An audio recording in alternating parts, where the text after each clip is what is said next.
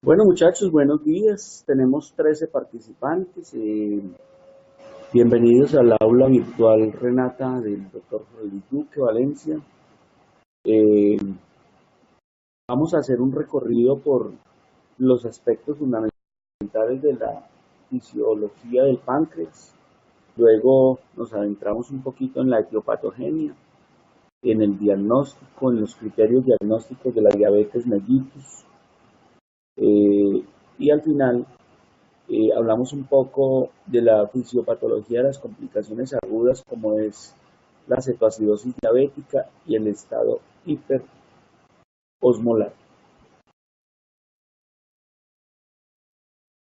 Entonces, lo primero que yo siempre les menciono, uno tiene que comprender muy bien los procesos fisiológicos para poder comprender lo que es la fisiopatología, lo que es la etiopatogenia y lo que es la enfermedad misma. Eh, Quien no comprenda, difícilmente quien no comprenda los procesos fisiológicos va a comprender todo de lo que ocurre cuando esos procesos fisiológicos cambian y se van hacia enfermedad. Eso es lo que nosotros en pedagogía llamamos hacer contrafácticos. Entonces recuerden, muchachos, que por la dieta ingresan alimentos y esos alimentos ingresan en forma de grasas, carbohidratos y proteínas.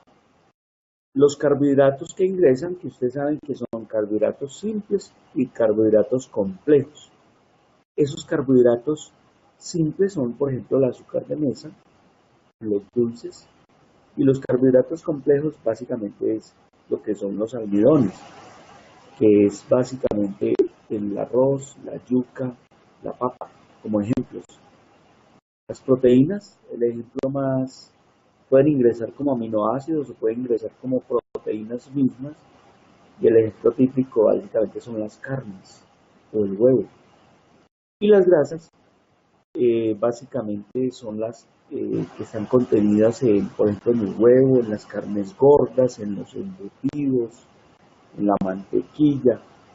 Entonces, los carbohidratos sufren un proceso de descomposición, comenzando desde la saliva con la amilasa. Ese proceso de descomposición entonces hace de digestión, hace de que la glucosa que se absorbe en el intestino por un transportador activo pueda aumente, digamos, la fosa glucosa sanguínea. En condiciones de ayuno son de 60 a 100 y en condiciones postprandiales van hasta 140. Esa glucosa puede tomar varias vías. Lo primero puede ir al metabolismo tisular, lo segundo puede ir al metabolismo cerebral. La vía más común, más frecuente, que la facilita la insulina, es que vaya y se almacene, sobre todo, por ejemplo, en el hígado y en forma de glucógeno. Y la otra vía, cuando hay exceso de glucosa, pues sobrepasa el transporte máximo tubular de glucosa en el riñón y empieza, digamos, a eliminarse por la orina. Y la otra vía que puede tomar es una vía intermedia de de la glucólisis, y entonces en esa vía intermedia de la glucólisis se produce el glicerol, y ese es el que aporta para al unirse a los ácidos grasos, formar triglicéridos y hacer lipogénesis. Esta es la forma más frecuente de que un carbohidrato se convierte finalmente en una grasa. ¿Listo? ¿Qué pasa con las proteínas? Se degradan, lo mismo por un proceso de digestión, y se convierten en aminoácidos. El aminoácido puede tomar varias vías. Una va y forma proteínas, o sea, hace síntesis proteica y esto lo facilita la insulina. O los aminoácidos, como la alanina, pueden ir a formar glucosa y eso se llama gluconeogénesis. Y esta es la forma en que las proteínas se convierten en un carbohidrato. ¿Qué pasa con las grasas? Uno tiene ácidos grasos, tiene glicerol, tiene colesterol y básicamente la grasa toma varias vías. La primera vía va y forma con el glicerol, forma triglicéridos y entonces las grasas se almacenan y es la vía más frecuente para formar grasa y es la vía en que se almacena la grasa, por ejemplo en el abdomen o en el tejido celular subcutáneo. Pero también el exceso de nutrientes, también, en condiciones normales la grasa puede ir y metabolizarse, los ácidos grasos, y aportar al metabolismo tisular. Esto ocurre en condiciones de ayuno, más de 20 minutos, o esto ocurre en condiciones de ausencia de insulina absoluta. ¿Listo? O, definitivamente, la grasa puede tomar la vía de la lipólisis, ¿no es cierto?, de la degradación en ácido graso y glicerol, y el glicerol puede ir y formar glucosa. Muy bien.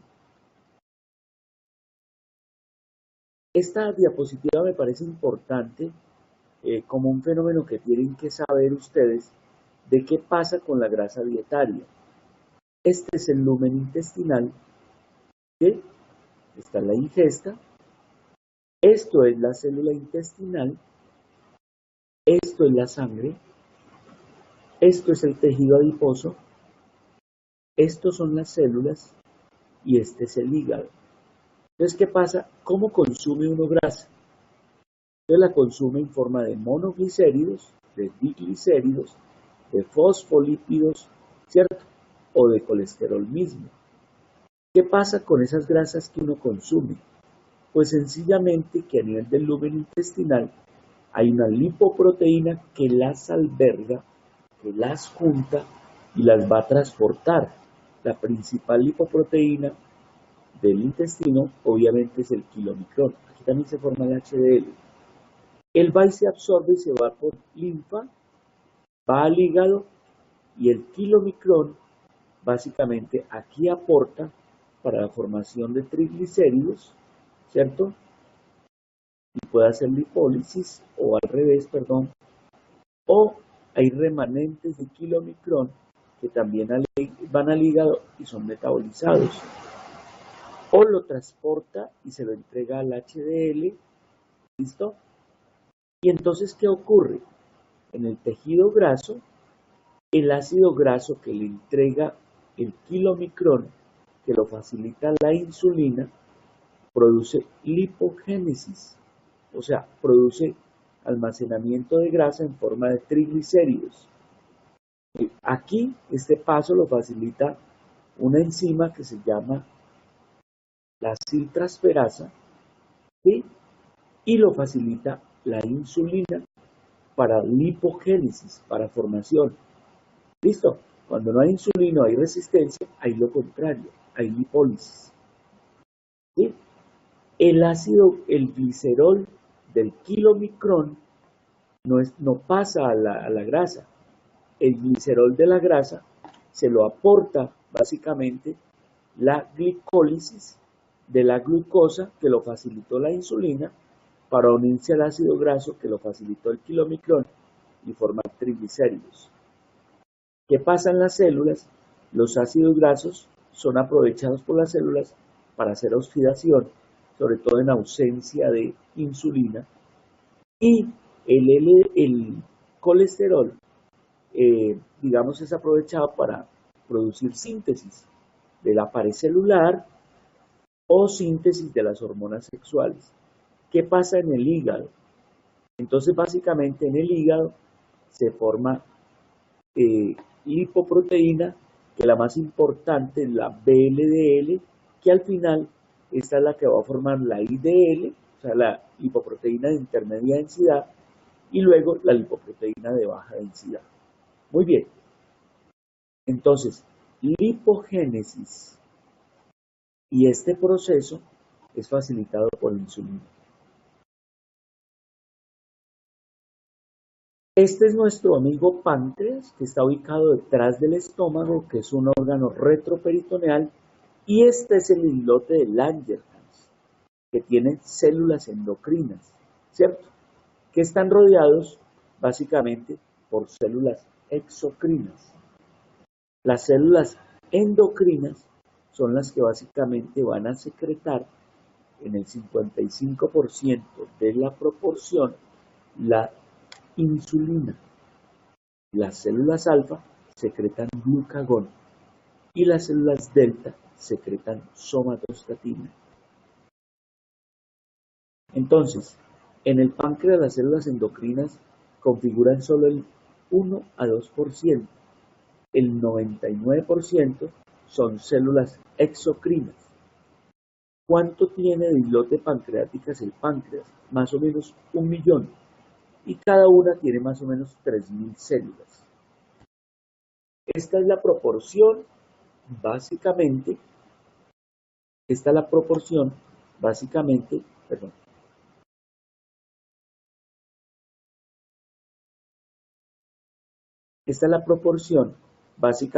de que cada una de esas células producen hormonas en el páncreas. La tercera parte es glucagón, la mitad es insulina y hay otros péptidos que tienen funciones no tan bien determinadas, como la pancreastatina, la beta-granina y la amilina. La amilina parece que tiene una función muy parecida a la insulina. Incluso se han sintetizado moléculas parecidas a la amilina, como el pramintide, que se creyó que era la cura o la salvación para la diabetes, pero definitivamente no ha sido buena. Las delta producen somatostatina, que recuerden que la somatostatina regula el glucagón y regula la insulina. Y las células PPP son péptidos intestinales. Esta es la insulina, que básicamente tiene dos cadenas, una cadena alfa, una cadena beta, unida por dos puentes disulfuro. La cadena alfa tiene 21 aminoácidos y la cadena beta tiene 30 aminoácidos. Recuerden también que la insulina más parecida a la del hombre es la del cerdo. Esto es una cromatografía de la insulina. ¿Quiénes son estos dos? Los famosos Banting y Bess, que son básicamente los que en este perro produjeron el aislamiento de la insulina. Pero les he contado a algunos de ustedes que no solo son Banting y Bess los que descubrieron la insulina, sino por la misma época, 1920, Nicolás Paulescu de Rumania estaba también haciendo lo mismo de estos, pero estos fueron por estar de este lado de la cortina, no detrás de la cortina de hierro, los que se ganaron el premio Nobel. Alrededor de la insulina y páncreas y eso, se han dado 3 premios Nobel. Esta es la síntesis de la insulina. La insulina viene de la proinsulina, que son 2 cadenas.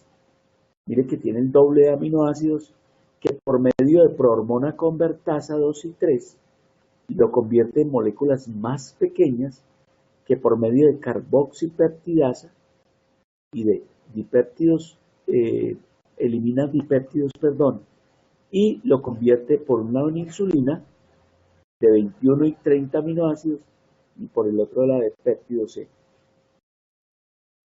El péptido C en algún momento se consideró que era la molécula que uno podía medir para determinar los niveles de insulina, porque al mismo tiempo que se produce insulina, se produce el péptido C.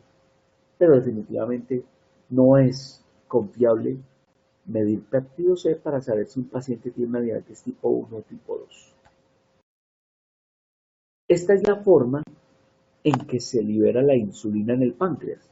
Es decir, cuando uno consume glucosa, la glucosa entra al páncreas por medio de unos glucotransportadores que en el páncreas, en el hígado, se llaman GLUT2.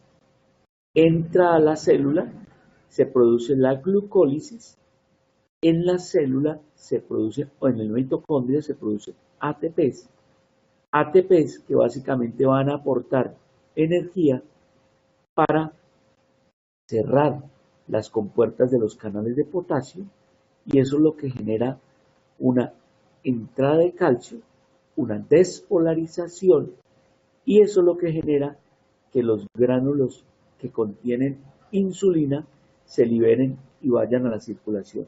Esa es la forma en que digamos, se produce insulina, cuyo principal estímulo es glucosa, pero también los otros estímulos son obviamente los otros alimentos. Cada que nosotros comemos o que pensamos en comer, solo pensar en comer, se libera insulina. Eso es importante saberlo. Cada que comemos, la glucosa se eleva a no más de 140 miligramos por decilitro. En niveles basales, recuerde que se conserva entre 60 y 100 miligramos. Y cada que comemos, se libera insulina en el páncreas. Por eso al desayuno, al almuerzo y a la comida hay picos de insulina. Pero normalmente mantenemos unos niveles basales de insulina que están alrededor de 25 microunidades por mililitro y de glucemia en ayunas de 60 a 100 y en postprandial hasta 140. Recuerde, por encima de 140 ya tenemos problemas de prediabetes o por encima de 200 de diabetes. ¿Qué ocurre? Esta es la diapositiva que les digo a los estudiantes de primer semestre que deben introducir, sobre todo las anteriores, para hablar de la acción de la insulina. ¿Qué ocurre cuando comemos? Que la insulina se libera, eso lo facilita el solo pensar, y eso lo lleva al vago, un estímulo nervioso, psiconeurogénico, o las incretinas hacen que se libere la insulina. ¿Y qué hace la insulina?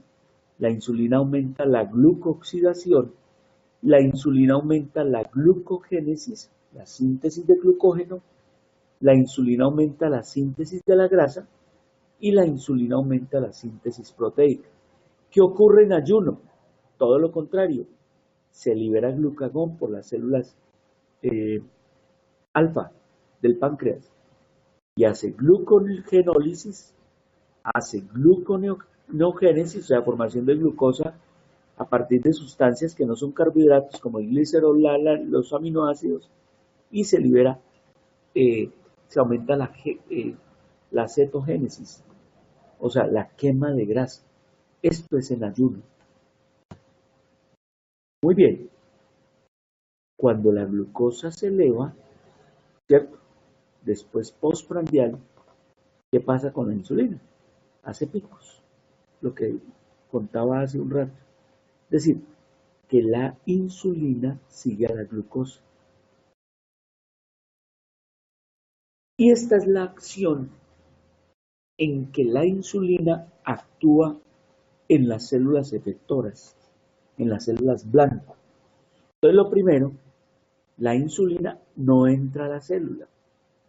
Una fracción de la insulina se une a un receptor.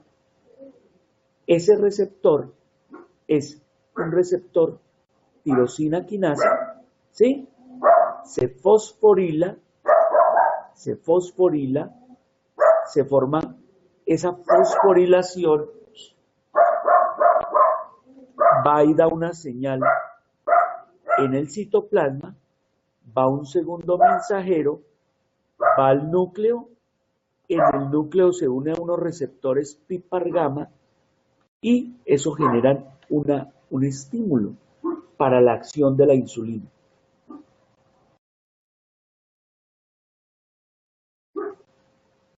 Aquí está. Ese segundo mensajero básicamente le da señal al núcleo,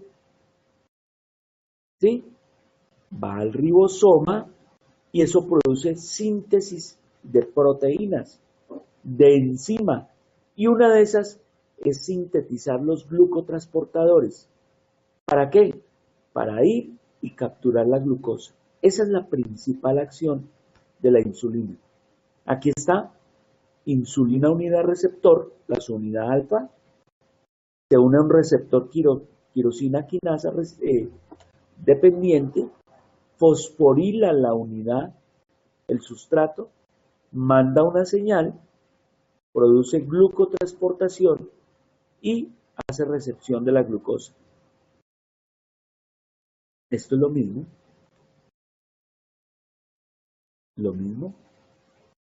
Está mostrando la secuencia. ¿Qué pasa con ausencia de insulina? Pues sencillamente no se une al receptor y el glucotransportador se queda en la célula y no va a recibir la glucosa. Por eso es que la glucosa sanguínea se empieza a elevar. O en diabéticos tipo 2, básicamente el receptor está sordo. Y ese receptor está sordo y entonces pasa lo mismo. No hace que el glucotransportador se sintetice y no recibe glucosa. ¿Sí? Lo que sí ocurre en condiciones normales. El glucotransportador se va y recibe la glucosa. Esto es en el hígado. Lo mismo, la insulina hace que se estimulen los glucotransportadores 2 para que la glucosa entre al hígado. A nivel de el hepatocito, del liver. Y esto también es como esos glucotransportadores pueden ayudar a que otras moléculas se conviertan en glucosa, ¿sí? Eso se llama gluconeogénesis. Resumiendo, el aumento de la glucosa plasmática estimula las células beta pancreáticas, inhibe las células alfa pancreáticas, estimula insulina, va al hígado y produce glucólisis, glucogénesis y lipogénesis. Y la insulina actúa en el músculo y en el adipocito y en otras células para aumentar la glucotransportación y bajar por estos dos mecanismos los niveles de glucosa. Eso genera un feedback negativo para las células beta pancreáticas para que dejen de producir insulina.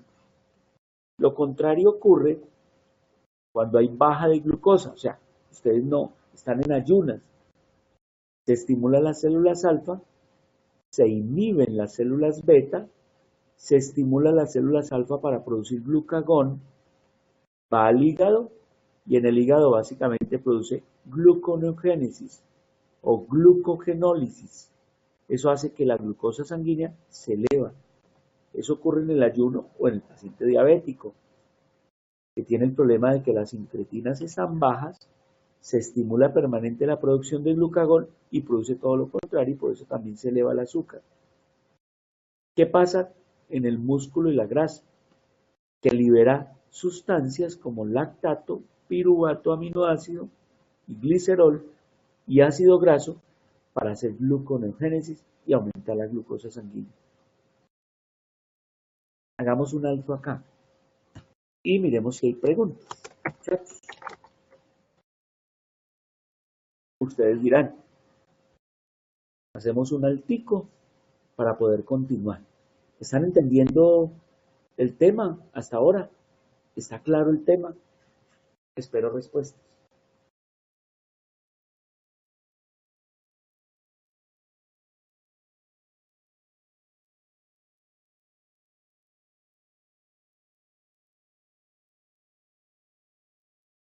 ¿Sí están entendiendo el tema, muchachos?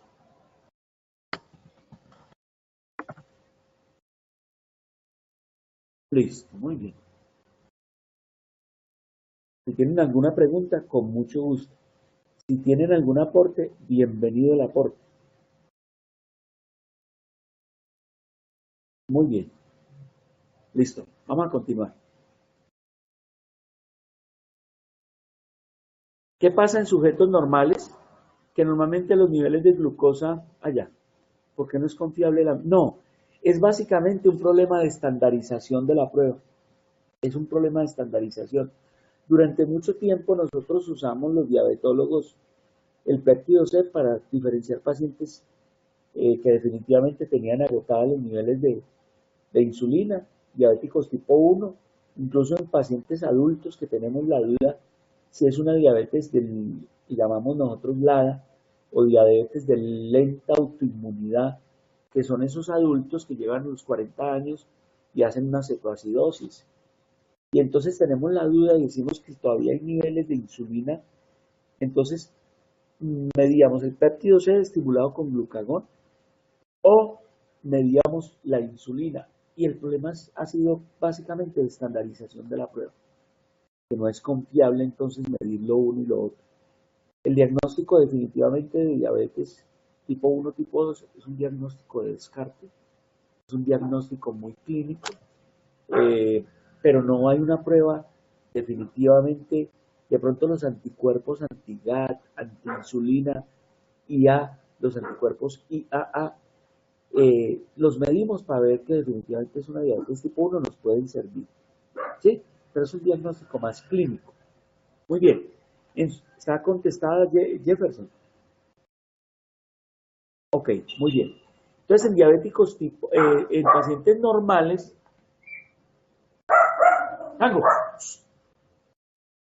en pacientes normales, los niveles de glucosa permanecen entre 60 y 100. El nivel postprandial puede llegar hasta 140. Váyanse aprendiendo cifras.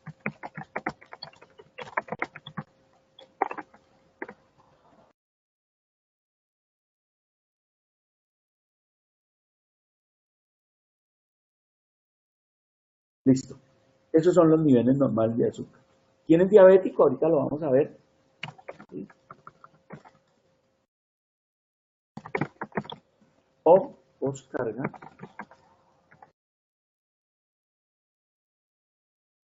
Váyanse aprendiendo estas cifras. Listo. Vámonos aprendiendo estas cifras. ¿Quién es diabético? El que a cualquier hora del día está mayor de 200 o el que en postcarga está mayor de 200. Esta es la diapositiva que es, lástima que aquí no se nos pueda ver de forma dinámica, pero se las voy a mandar al grupo de primer semestre. Y básicamente ubíquense, muchachos, cuáles son los escenarios y cuáles son los actores. Los escenarios son el páncreas, el hígado, la grasa y el músculo, los intestinos y el cerebro con la hipófisis, el hipotálamo, la pineal. ¿Por qué el páncreas? Porque ustedes ya lo vieron que produce insulina las células beta, que produce glucagón las células alfa, que produce amilina las células beta. Los intestinos, porque producen incretinas, como el GLP, como el GIP, y otras incretinas que menos tienen que ver en diabetes, como la colecistocinina. ¿Sí? El músculo y la grasa, porque son los encargados de receptar la acción de la insulina y de entrar la glucosa.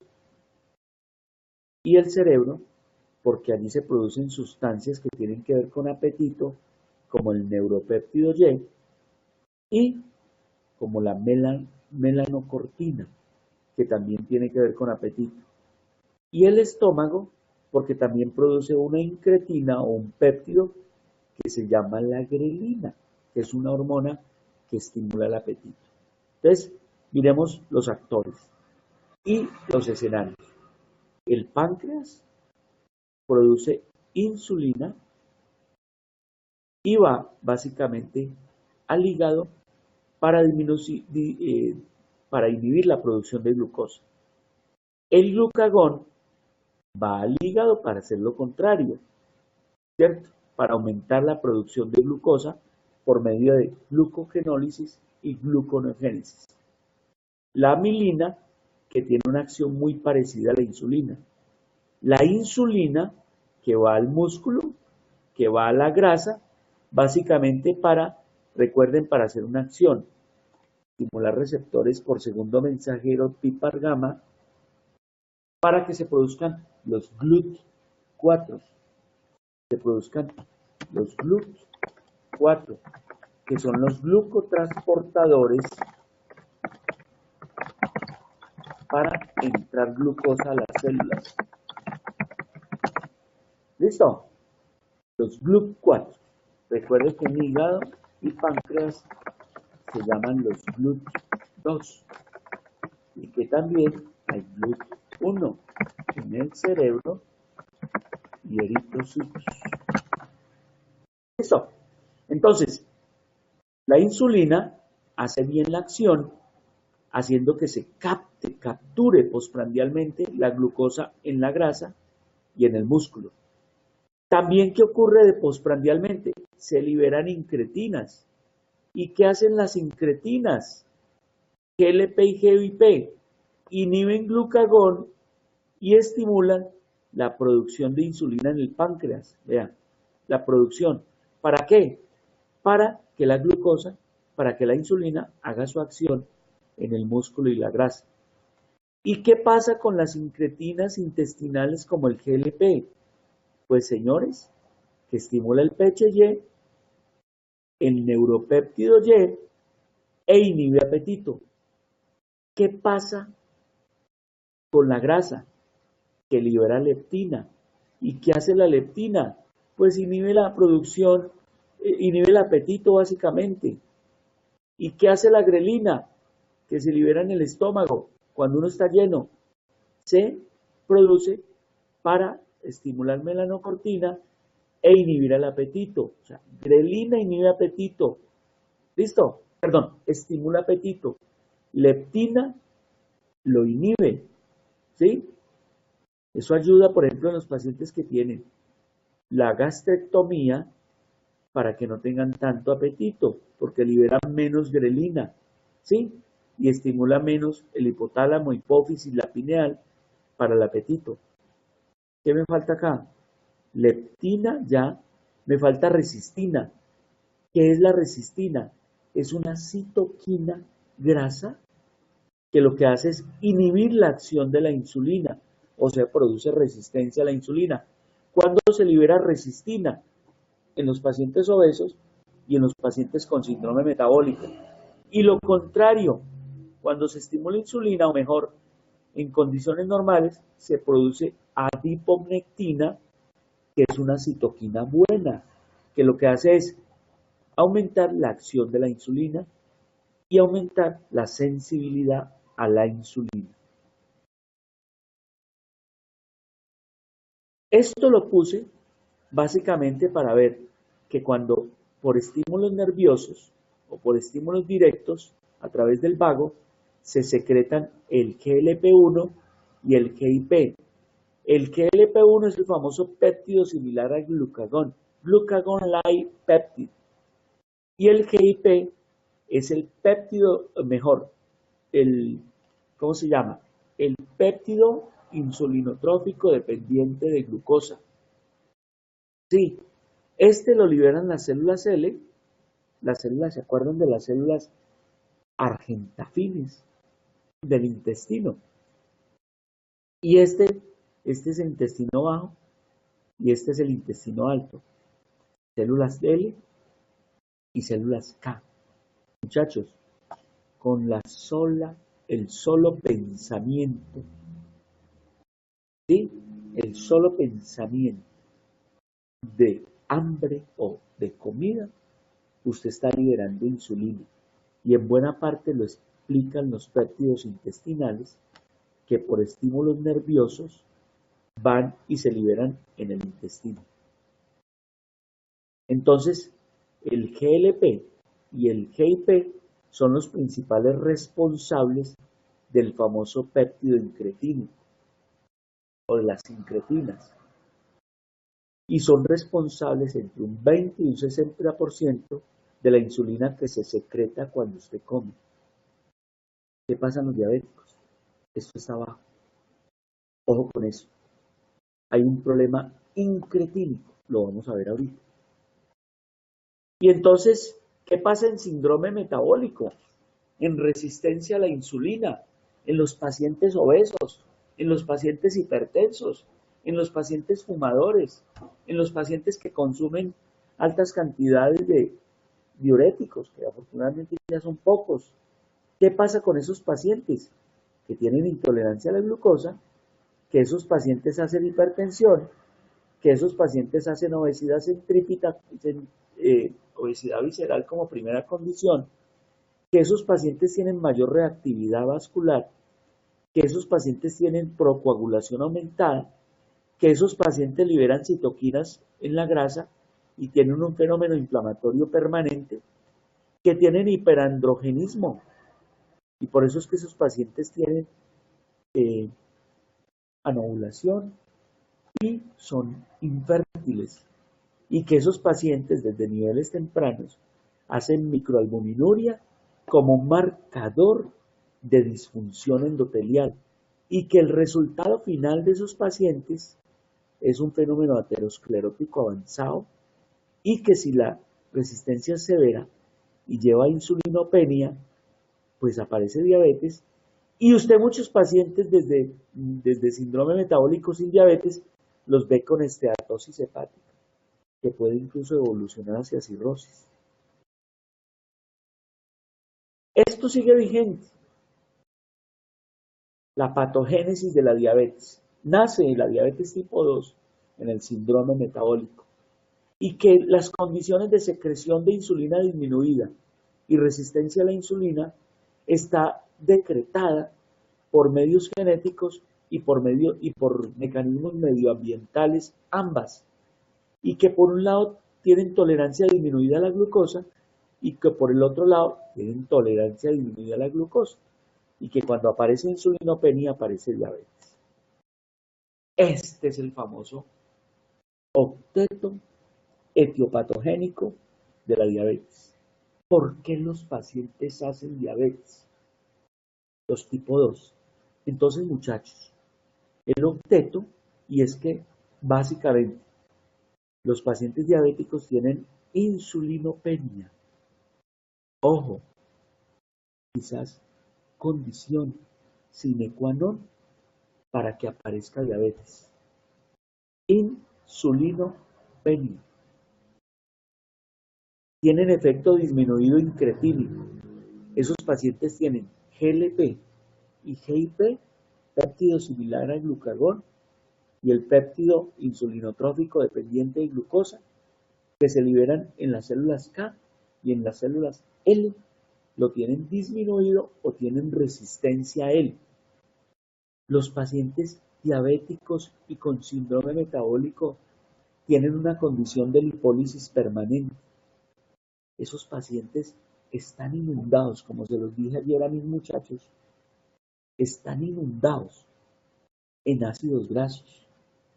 Y esos ácidos grasos, al parecer, actúan en la etiopatogenia tanto de la diabetes, ¿cierto?, del hígado graso, ¿cierto?, como otras condiciones sistémicas. El ácido palmítico se ha invocado como un responsable importante en que el páncreas deje de producir insulina. Entonces, actores importantes, ácidos grasos como ácido palmítico, ¿cierto?, invocado en la etiopatogenia importante de la diabetes, de la esteatosis hepática, etc. Muy bien, y de la misma aterosclerosis. ¿Qué pasa a nivel renal? ¿Cómo le parece que los pacientes diabéticos tienen gluconeogénesis aumentada y tienen aumento de la reabsorción tubular de glucosa?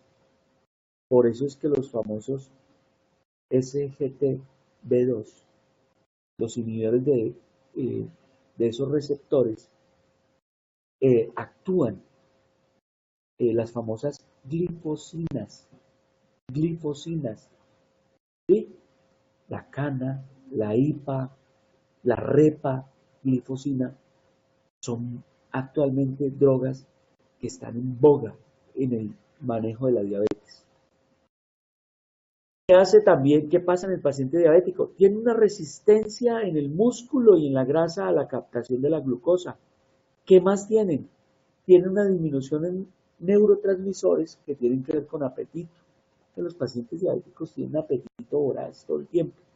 ¿Qué pasa en hígado? Ojo lo que les voy a decir. Si uno pudiera medir un estado prediabético, o inicial de diabetes pudiera medir gluconeogénesis hepática expediente. Si pudiera medir esto, sería el primer hallazgo precoz en diabetes mellitus, esa gluconeogénesis hepática. Y ahí actúa metformina. Metformina, 1950, el medicamento más eficaz para el manejo de la diabetes. ¿Qué pasa con secreción de glucagón? Está aumentada. Está aumentada. Entonces este es el octeto etiopatogénico. Pero mire hacia dónde migra esto, muchachos. Esta es la evolución. Esta es la diapositiva que les quiero prestar también a los muchachos de primer semestre. Esto lo tienen que mostrar. Y entonces repasemos el octeto y 3 más. Primero, los pacientes diabéticos tienen disminución en la secreción de insulina, ¿cierto? 1, 2, efecto incretínico disminuido. 3, célula alfa disfuncional con aumento de glucagón, ¿cierto? 4, lipólisis aumentada. 5, un músculo que capta difícilmente, que tiene resistencia. 6, un hígado que tiene aumento de la gluconeogénesis. 7, un cerebro que tiene liberación anormal de neurotransmisores que tienen que ver con apetito. 8, un problema de la flora intestinal, de la microbiota, que tanto está invocada en obesidad, síndrome metabólico, diabetes y otras cosas más. 9, quizás el estado de inmunosupresión más frecuente de toda la población es la diabetes adquirido. O sea, hay un trastorno inmune con un trastorno en la inflamación. Los diabéticos tienen lo que uno llama un estado inflamatorio sistémico de bajo grado. Tienen amilina disminuida. Tienen un estómago y un intestino pequeño. Y esto hace que la glucoabsorción esté aumentada también. 11, la nefroabsorción o la reabsorción tubular de glucosa está aumentada. Entonces pasamos de un ecteto, ¿cierto? Que son 8, obviamente, etiopatogénico, lo que llaman la teoría de Ifronzo de la diabetes, ¿sí? Pasamos a 11 o 12 factores, ¿cierto? Grandes que invocan la etiopatogenia de la diabetes.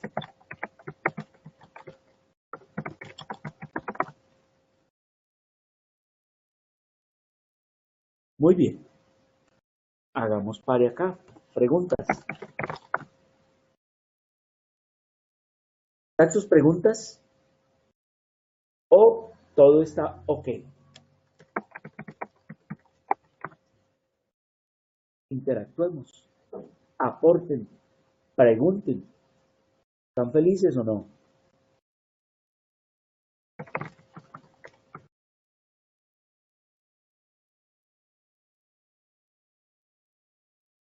Aporten para poder seguir.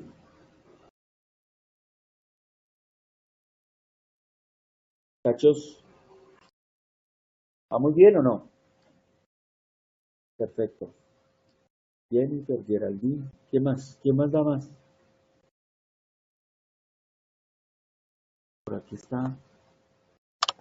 Yo no veo a Andreita. Hola, Andrea no está. ¿Qué pasaría con Andrea? Ah, sí. ¿Andrea está por ahí? Listo. Botero, Andrea Botero.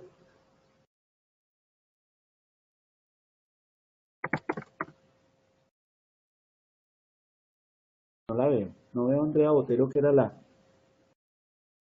que nos estaba coordinando este encuentro. Falta mucha gente, pero bueno, de males.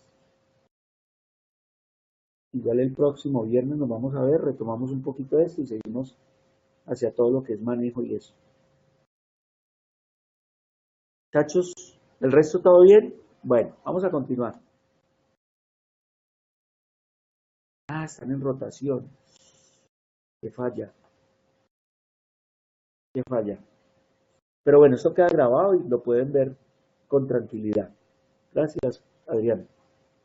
Muy bien, muchachos, definición de la diabetes. Esto está vigente todavía. Es un grupo de enfermedades, no es una enfermedad, es un grupo de enfermedades caracterizada por la hiperglicemia debido a un defecto en la secreción de la insulina, en la acción o en ambas. Y esa insulina, esa glicemia crónica, está asociada a trastorno de los carbohidratos, de las proteínas y las grasas, y a largo plazo a disfunción y falla en los diversos órganos, sobre todo ojo, riñón, nervio, corazón y vasos sanguíneos. Esta es la famosa definición de la ADA, Asociación Americana de la Diabetes, vigente desde 1997. ¿Cuál es la clasificación de la diabetes? Vigente todavía. Una diabetes tipo 1, que el 80% está mediada por un proceso autoinmune. Una diabetes tipo 2, que está mediada o está facilitada por todo lo que acabamos de ver. Una diabetes tipo 3, que es la diabetes donde uno conoce la causa.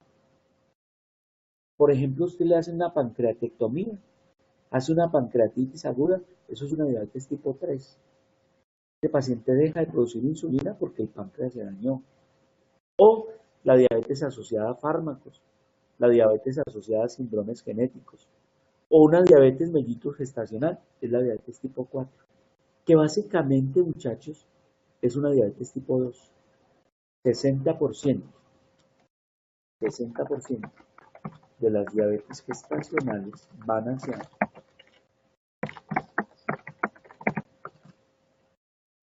diabetes tipo 2. ¿Listo? O sea que es un estado de, digámoslo así, es un estado, el paciente que hace una diabetes gestacional es un riesgo, es factor de riesgo para diabetes tipo 2. ¿Listo? Y al final se comporta. Y parece que es harto tiene que ver el famoso lactógeno placentario en esa etiopatogenesis. Esta es la famosa definición de Duque. La famosa definición de Duque de la diabetes que resume todo, dice básicamente así, que la diabetes es una enfermedad crónica, incurable, controlable, progresiva y es un verdadero problema en salud pública, que es una enfermedad de etiología multifactorial donde se invocan factores genéticos ambientales y se considera una verdadera pandemia, que el origen importante de la misma está en la obesidad, en un estado de inflamación permanente sistémica y en una lipólisis aumentada, que los pacientes tienen resistencia aumentada a la insulina y tienen insulinopenia, que los pacientes tienen una falla de células beta con una disfunción de células alfa y que parece por un efecto incretínico tienen hiperglucagonemia, y ese efecto incretínico está demostrado porque el GLP y GIP están bajos o tienen resistencia a él, pero que también esos pacientes tienen un aumento en la reabsorción tubular de glucosa en el riñón y que el resultado final de todo lo anterior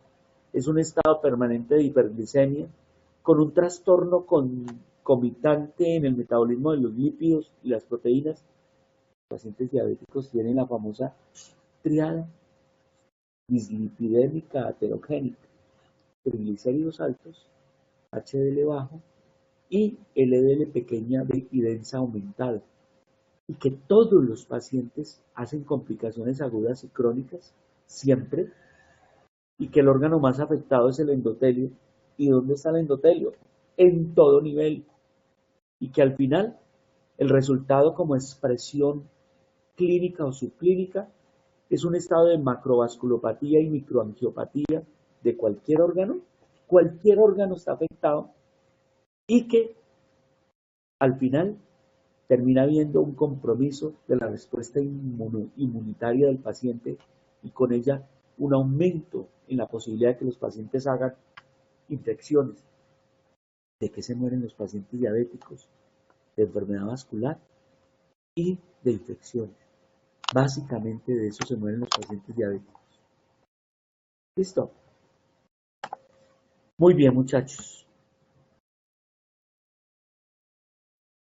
Los criterios diagnósticos son 4. Aquí están, se los había ido mencionando. Un paciente que llegue al hospital a las 3 de la tarde. Doctor, tengo mucha sed, tengo mucho hambre y tengo mucha orinadera. Y que usted le tome una glicemia y esté en más de 200, eso es un diabético. Y casi que no necesita confirmar. Un paciente que en ayunas tenga una glicemia igual o mayor a 126, hay que repetirla. Una segunda, mejor, hay que hacer una prueba diferente, una prueba de tolerancia o una hemoglobina glicosilada. Un paciente con 130, le llega a usted, doctor, tengo 130 de azúcar en sangre, de glicemia. ¿Qué hace usted? Conducta, repítala o mejor, tome otra prueba. Ojo lo que les voy a decir, que eso no está escrito tan claramente. En pacientes asintomáticos, sí, hay que tener 2 pruebas diferentes. ¿Listo? Hay que tener 2 pruebas diferentes. ¿Cuál es la poscarga? Un paciente que después de una carga de 75 gramos de glucosa, ¿sí?, tenga más de 200 o igual o mayor a 200. Y la hemoglobina glicosilada igual o mayor a 6.5. Perdón, mayor a 6.5. Esos son los 4 criterios actuales para diagnosticar diabetes mellitus tipo 2. Y estas son las metas. Estas son las metas de tratamiento. ¿Cuáles son las metas?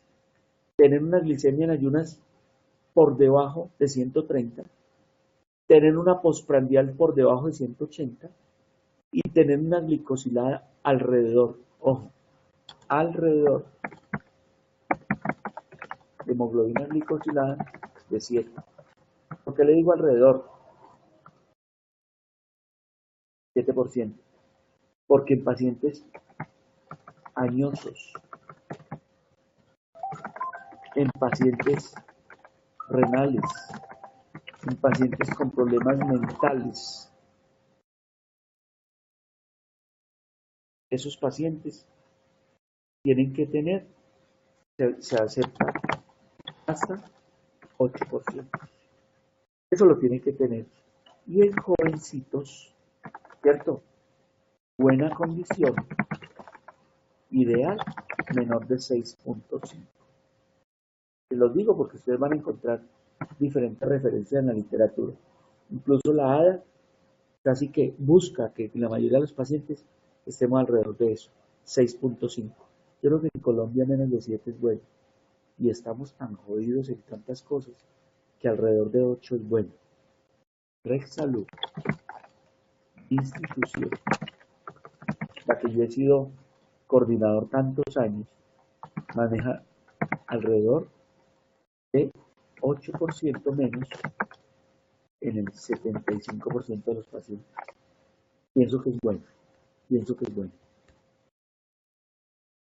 Muchachos, la explicación de la complicación aguda, paciente diabético, recién diagnosticado, paciente que no conoce la condición, hace una cirugía, hace una infección, hace un trauma, hace un infarto y se inaugura con 600 de glucosa. Se inaugura con 300 de glucosa y cuerpos cetónicos positivos. Ese paciente tiene o un estado hiperosmolar, ¿sí?, que le da a los diabéticos tipo 2, pero también le da a los tipo 1, o un estado cetoacidótico que le da a los tipo 1 porque tienen insulina absolutamente depletada, pero también le da a los tipo 2. 30% de los diabéticos tipo 2 hacen cetoacidosis también. Miren la patogénesis, lo bonita, muchachos. Miren la secuencia, por favor. Sigan la imagen. Por un lado, hay una deficiencia absoluta de insulina en el tipo 1 o hay una deficiencia relativa de insulina. Y por otro lado, contrarreguladoras aumentadas. ¿Cuáles son las contrarreguladoras aumentadas? Glucagón, adrenalina y corticoides.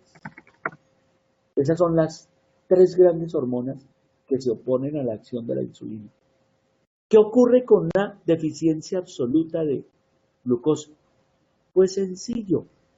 Esos pacientes tienen lipólisis, porque se activa la enzima lipolítica de la grasa, tienen ácidos grasos libres circulantes que van al hígado y producen cetogénesis, disminuyen la reserva alcalina y hacen cetoacidosis, ¿cierto? Y esos ácidos grasos libres aportan para que el paciente usted lo vea y le tomen la sangre y tiene todo el tiempo triglicéridos aumentados y ese paciente tiene un suero lechoso, suero lipídico. Pero por otra vía también los ácidos grasos libres sirven de sustrato gluconeogénico para la producción de glucosa, lo cual aumenta también la glucosa sanguínea. ¿Y qué ocurre con aumento de la glucosa sanguínea? Pues el aumento de la glucosa sanguínea, perdón, me devuelvo acá, antes de eso, la deficiencia relativa no hace cetogénesis, pero ese paciente hace disminución de síntesis proteica, proteólisis y hace lipólisis, y ese paciente por proteólisis hace aumento de gluconeogénesis, y ese paciente por deficiencia de insulina, por resistencia, hace gluconeogénesis, glucogenólisis, y al final hace hiperglicemia, glicemias por encima de 600. Cuando usted pasa la glucosa, el transporte tubular, el TM de la glucosa en el riñón es 180 miligramos por decilitro. Es decir, el nivel al cual el túbulo renal es capaz de reabsorber la glucosa es ese, es 180. Cuando usted supera los 180, supera el TM y entonces el paciente libera glucosa en orina, se produce glucosuria, ¿cierto?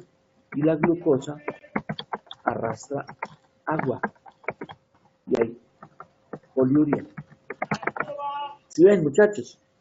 Glucosuria, pérdida de agua, electrolitos, hay mucha sed, hay deshidratación, hay hiperosmolaridad, hay deterioro de la función renal y por esta vía es un estado hiperosmolar y por esta vía es un estado cetoacidótico. Entonces recuerden, el tipo 1 lo que más hace es cetoacidosis diabética. El tipo 2 lo que más presenta es estado hiperosmolar. Pero los dos pueden hacer ambas. ¿Listo? Usted puede tener cetoacidosis en un tipo 2 cuando hay mucha insulinopenia. ¿Listo? O un estado hiperosmolar en un tipo 1. Muy bien, muchachos. Vamos a terminar. ¿Cómo le parece? Vamos a terminar con la etiopatogenia rápida, las 4 teorías de por qué los pacientes hacen complicación crónica. Sencillo. Las complicaciones crónicas de la diabetes son macrovasculares, grandes vasos, microvasculares, pequeño vaso, macroangiopatía, gran vaso, o microangiopatía, pequeño vaso. ¿Cuáles son las microangiopatías? La neuropatía, la nefropatía y la retinopatía. ¿Qué es lo que más hemos logrado impactar con el tratamiento de la diabetes? La microangiopatía. Estas, tristemente, la macroangiopatía se ha impactado menos. ¿Cómo les parece? O sea, por más que controlamos los diabéticos, por más que tengamos las metas. ¿Recuerdan las metas? ¿Cuáles son las metas para el tratamiento de la diabetes. ¿Quién da más? Escriban, rápido. Glicemia en ayunas, menor de cuánto. Glicemia postprandial, menor de cuánto. Y hemoglobina glicosilada, alrededor o menor de cuánto. Escriban, muchachos, para que se despierten.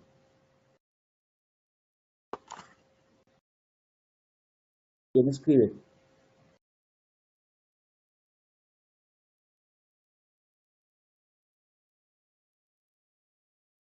Muchachos, glicemia en ayunas. ¿Cuál es la meta del tratamiento de la diabetes? Eso, menor de 100, no. ¿Quién da más? ¿Hasta cuánto la podemos tener? Glicemia postprandial, menor de cuánto. Hemoglobina glicosilada, menor de cuánto. Jennifer, Santa Pedraza dice, eso, postprandial menor de 140, muy bien Jennifer. ¿Y en ayunas cuánto? ¿En ayunas cuánto, muchachos? Menor de 7, muy bien. 60-100 es lo normal, acuérdense, 60-100 es lo normal. Entonces, ¿en ayunas cuánto? ¿Menor de? ¿Quién da más? ¿Ayunas menor de cuánto? Un poquito más de 100, acuérdense.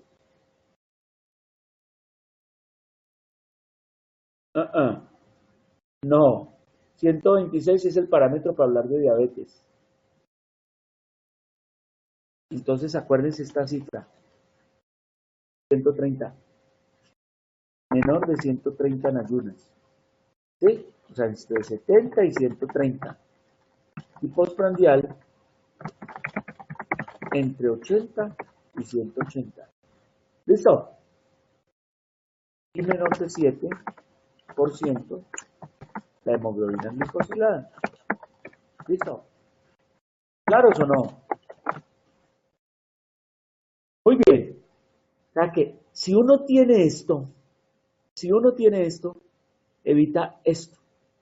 Desafortunadamente, bien poco se ha podido impactar. Muchachos, parece que las glifosinas de las drogas de la diabetes, la IPA, la CANA, la REPA, glifosina, son los únicos medicamentos, junto con la metformina, que han podido impactar las macroangiopatías.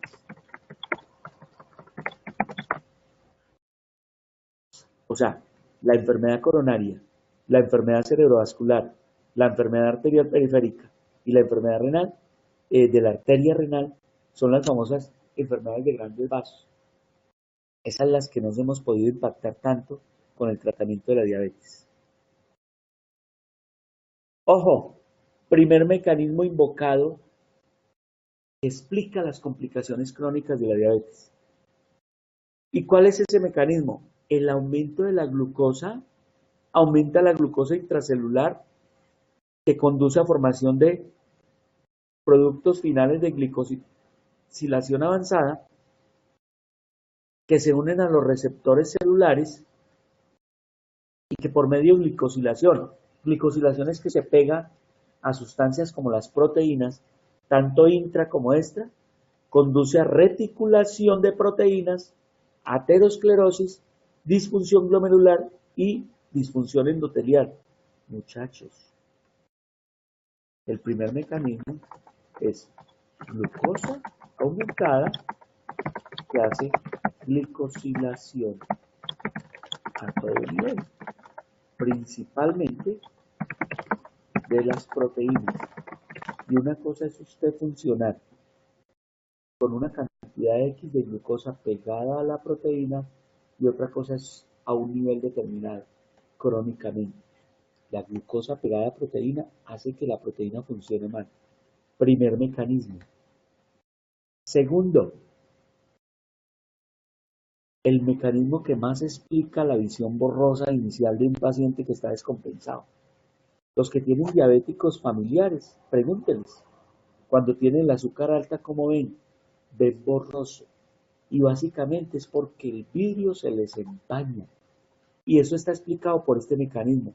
La glucosa aumentada aumenta el metabolismo de la glucosa a través de la vía del sorbitol, que no es dependiente de insulina, y está relacionada con una enzima que se llama la aldosa reductasa.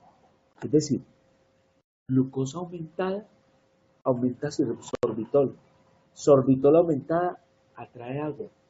Y el agua, sobre todo, por ejemplo, en el cristalino, en los nervios, produce edema.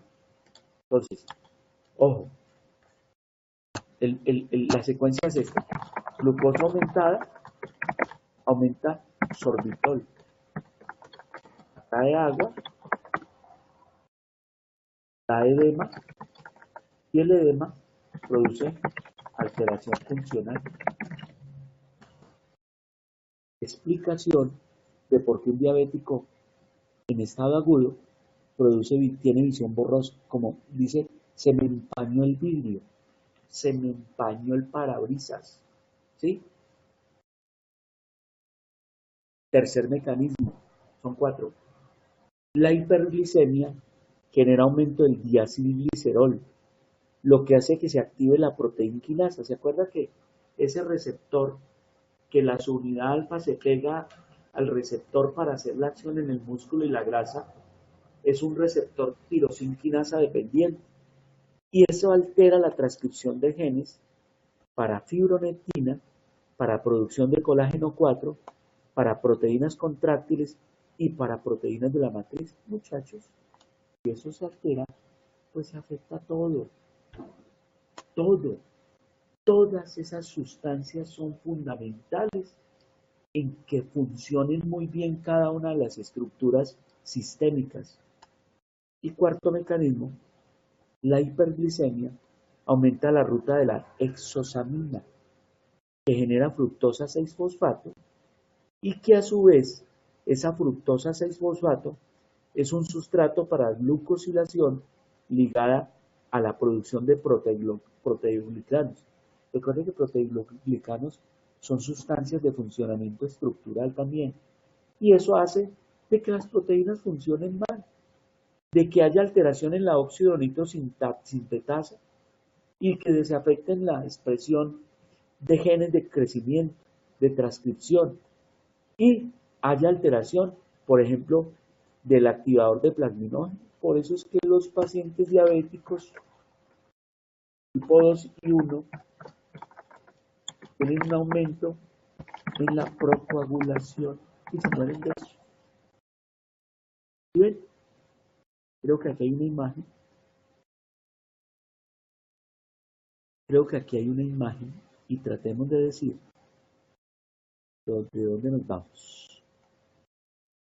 Aquí está la explicación de la formación de productos terminales de glucoxilación aumentada. ¿Sí? Hay afectación de la elasticidad arterial por estrés mecánico y lesión endotelial. Hay trastornos en el colágeno tipo 1, en el colágeno tipo 4 y en el riñón, es lo que hace que aumente la filtración de líquidos y se produzca la famosa glomerulosclerosis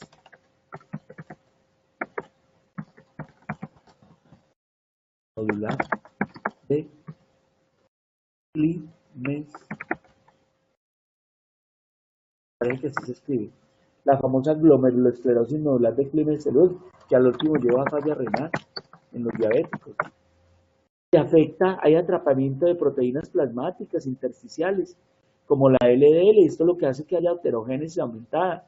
Se afecta la albúmina, que es una de las dos proteínas plasmáticas junto con la globulina, y obviamente también hay una alteración del endotelio. Y a nivel intracelular se afecta el metabolismo de la glucosa y aumenta se afecta el metabolismo de las proteínas. Esto es lo que hace de que lo que les decía ahora, ese aumento de la glucosa hace también de que se afecten todas las proteínas que se convierten básicamente en órganos diarios. Aquí está. Cómo ese aumento de glucosa genera alteración en la expresión genética nuclear con aumento de las citoquinas, de liberación de moléculas proinflamatorias, lo que hace que aumente la permeabilidad endotelial, aumenta sustancias procoagulantes, aumenta proliferación y síntesis de fibrolastos. Y eso es lo que hace también que al final todos los diabéticos hagan micro y macroangiopatía. Aquí está la vía que explicaba ahora del diacilglicerol que activa la proteína quinasa, ¿sí? Y que al final actúa sobre factores de crecimiento. Y eso es lo que hace que, por ejemplo, en la retina haya neovascularización y haya retinopatía diabética. Se aumente la liberación de endotelina 1, se disminuye la producción de óxido nítrico, que ustedes saben que es uno de los principales vasodilatadores. Resultado final, oclusión vascular. El aumento de la glucosa intracelular es lo que hace que por medio de la aldosa reductasa se aumente el sorbitol. ¿Sí? Esto produce fructosa. Y esto produce inhibe la vía de la glutatión reductasa, ¿cierto? Con disminución de sustancias que disminuyen el estrés oxidativo. Entonces, finalmente se activa el estrés oxidativo. Por este mecanismo hay edema. Recuerden, el sorbitol es una sustancia osmóticamente activa que atrae agua. Y esta es la vía, la famosa vía de la exosamina, que explicaba como el tercer o cuarto mecanismo para la etiopatogenia o fisiopatología de las complicaciones crónicas. Y este es el modelo conjunto. ¿Sí? Muchachos, estamos frente a una enfermedad de alta prevalencia, compleja, multifactorial, un verdadero problema en salud pública, donde el 6 y el 7% de los mayores de 20 años la tienen, que en los Cuyabros, en el estudio mío, nos dijo que el 11% la padece. ¿Cómo le parece? Nosotros tenemos estadísticas en el estudio que publiqué en el 2005, tenía 11.2 específicamente de los Cuyabros tenemos o tienen diabetes. Muchachos, ¿preguntas?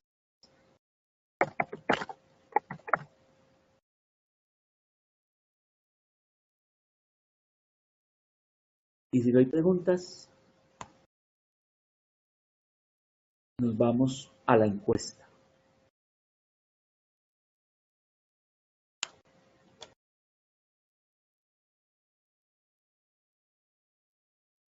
Las preguntas surgen en la medida en que ustedes, obviamente, lean más, estudien más, lean más sobre diabetes reciente, publicaciones recientes.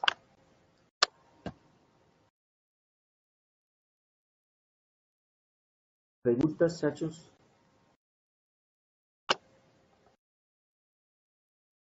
¿No hay preguntas? Una pregunta, dime, Andrea.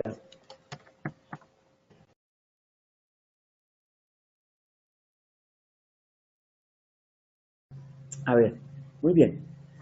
Realmente yo creo que la glicosilación afecta a todo. Y ese puede ser un mecanismo. Pero al parecer lo que se ha demostrado es que básicamente la respuesta inmunitaria en el diabético está medida porque los macrófagos, los neutrófilos, ¿sí?, que son las células de defensa de las infecciones, no pueden migrar, no pueden ir a defender. Los macrófagos tienen problemas en la respuesta, en la fagocitosis, en la liberación de enzimas. Y por ese mecanismo, el paciente hace un fenómeno de inmunosupresión. Y por eso es que hacen infecciones renales, cualquier nivel respiratorio, en piel. Las más frecuentes son las renales. Paciente diabético hay que tomar un parcial de orina. Paciente diabético hay que examinar los pies, porque resulta que hacen pie diabético. Son pies secos, son pies hipoperfundidos, son pies que tienen problemas de la ortesis, de la dinámica del pie. Hacen uñas como en garra, ¿sí? Dedos en garra, hacen callos. o hiperkeratosis. Y esos callos o hiperkeratosis están mal perfundidos. Y entonces hacen úlceras. Y esas úlceras mal perfundidas son poco fácil de infección. Por eso es que hacen un pie diabético complejo. Se mueren amputados, muchos. ¿Listo?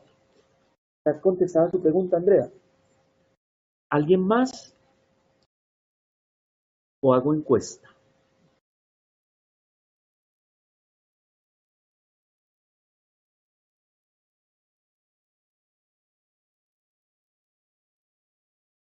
Entonces vamos a hacer una calificación del encuentro donde A es integralmente es pésimo, B es regular y C es muy bueno. Si quieren, vamos a votar. Entonces, A es malo, B es regular y C muy bueno. Pueden votar. Aquí no se ve quién está votando qué, tranquilo. Pueden darme garrote como un berraco, que no tengo problemas que me den garrote. A malo, B regular, C muy bueno. Pueden votar.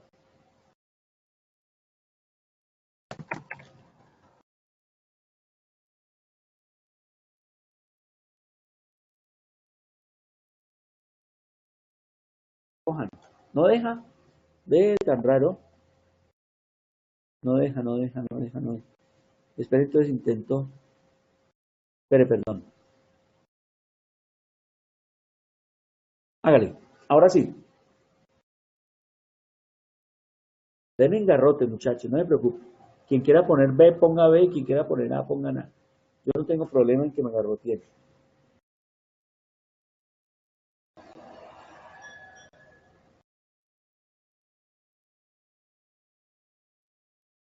Hay 21 estudiantes, pues los 21 la idea es que voten.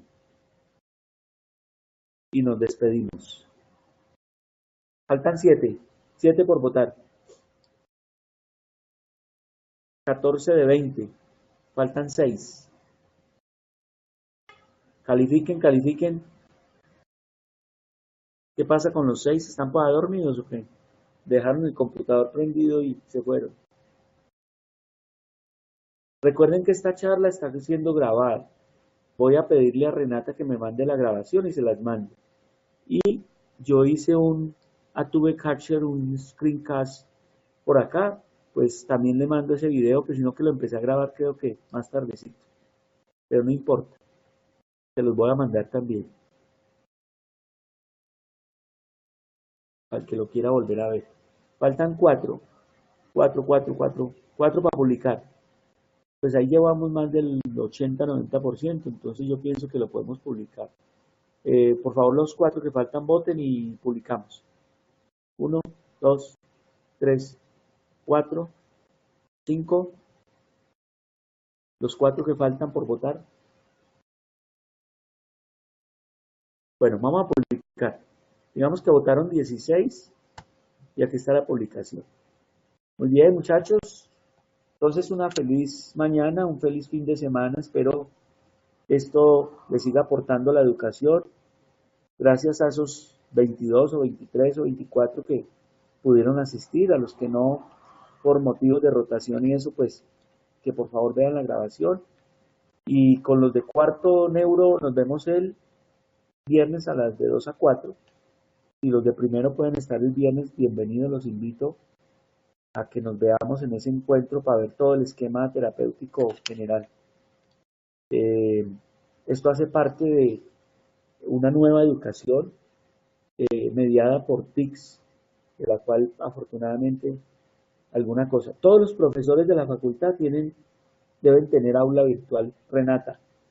El que no tiene, pues porque simplemente no lo ha querido usar, pero yo voy a tratar ahora desde la decanatura de promover todas estas herramientas, muchachos, porque me parece que es una forma, una alternativa buena de hacer educación. Entre más interacción puede ser mucho mejor.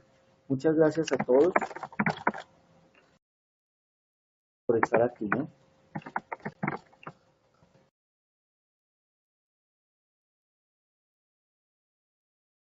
Bueno, señores. Muchachos, bendiciones y ahí estoy pendiente. Si alguien quiere alguna aclaración o algo, estoy pendiente.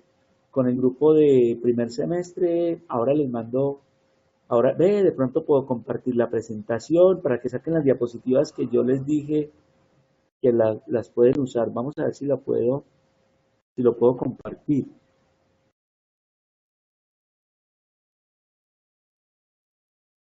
Déjense a ver, muchachos. A ver si les puedo compartir una presentación. No lo veo. Voy a ver.